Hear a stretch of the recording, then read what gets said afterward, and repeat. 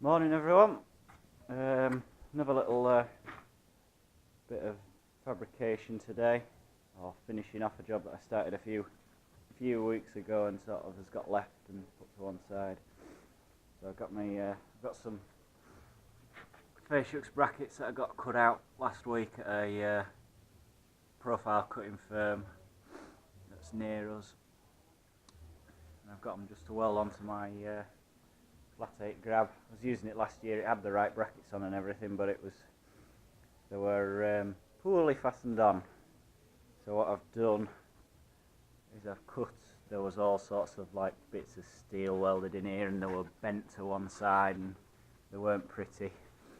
So I've cut all that lot off and welded in some 3/8 plate. It's checker plate, which isn't brilliant, but I ground all checkers off around the outside of it, and I welded them on a few weeks ago, just straight onto the outside of what was already there, or what was original, I think.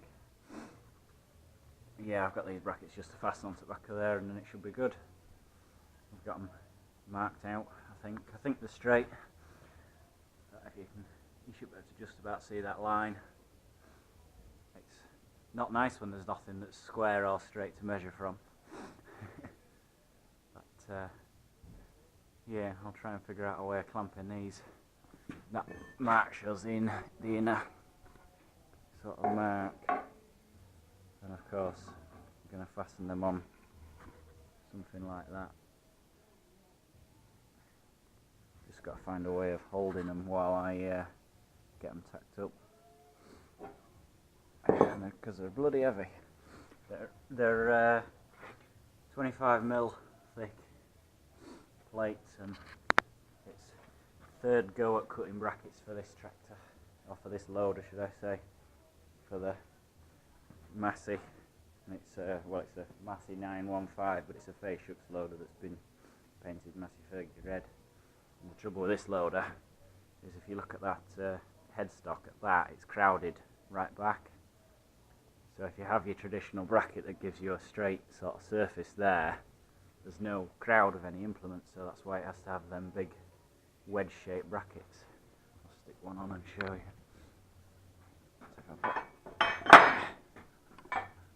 So with that on there, that's now crowded right back, and the camera's roughly level, and that gives you some sort of crowd in the back of your bucket, which it needs. But of course,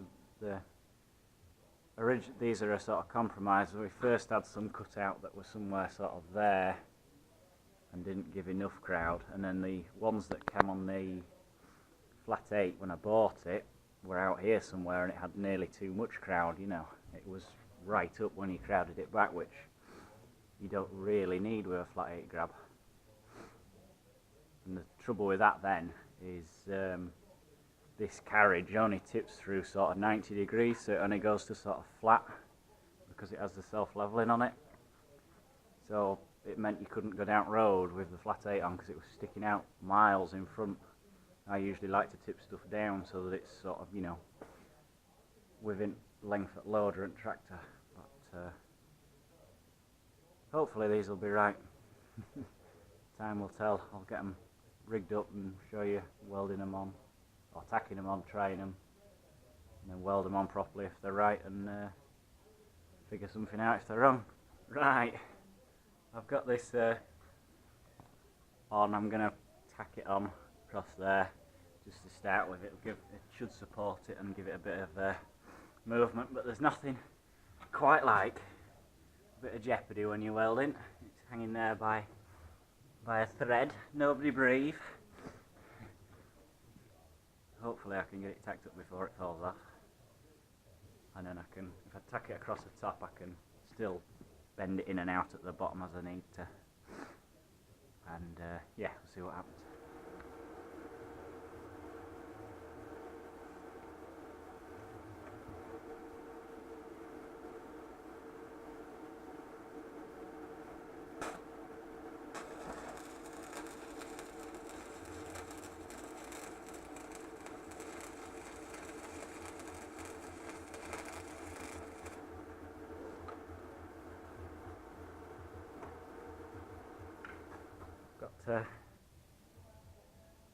those tacked on. Just at the very top, it'll give me a little bit of a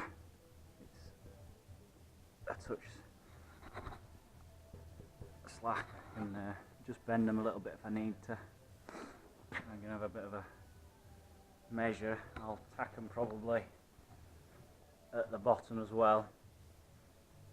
Maybe do an inch down either side just so that they're enough to lift the flat 8 up, and then we'll try it and see if it lines up.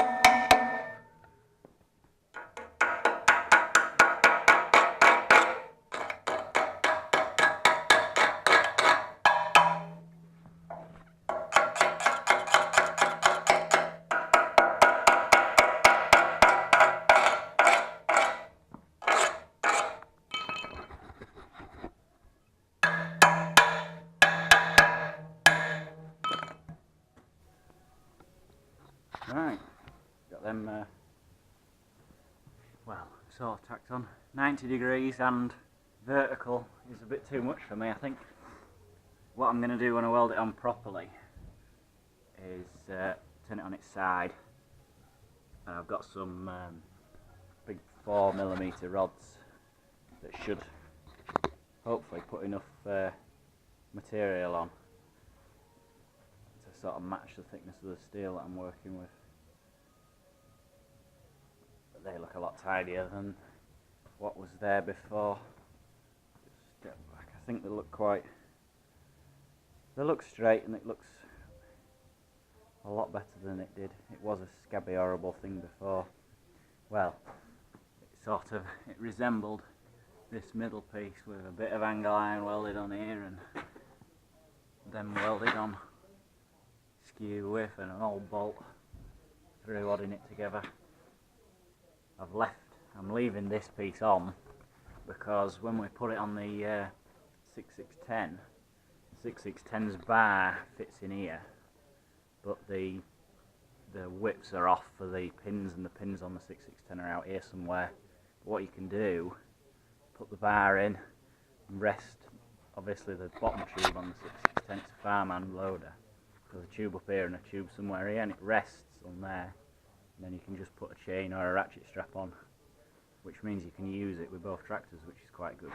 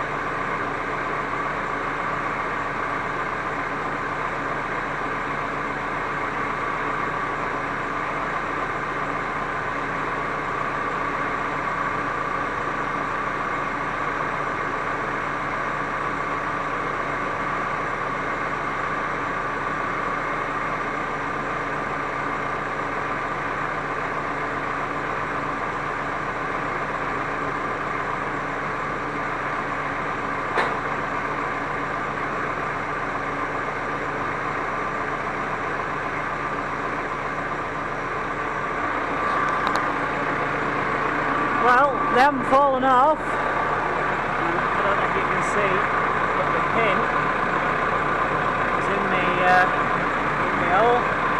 That side, it's dropped in.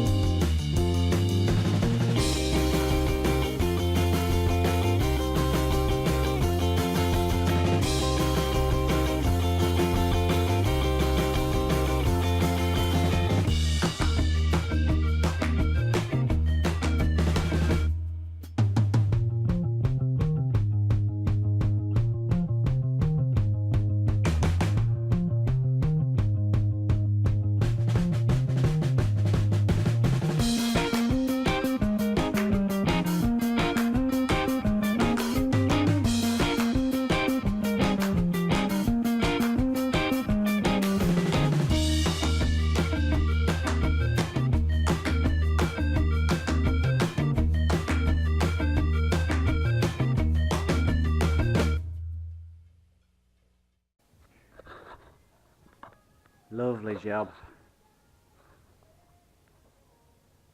Pretty happy with them. All I did notice is where I'm running through where I've tacked before, running over the top of it. It seems to make it sort of spatter like bugger. You can see there. I think what it did was it sort of blew all little rod out of the weld and chucked it over there, but I don't think they're going to fall off. I'll do the same at the other side, maybe a little stitch weld in the middle of that gap. I'm not going to weld them fully along.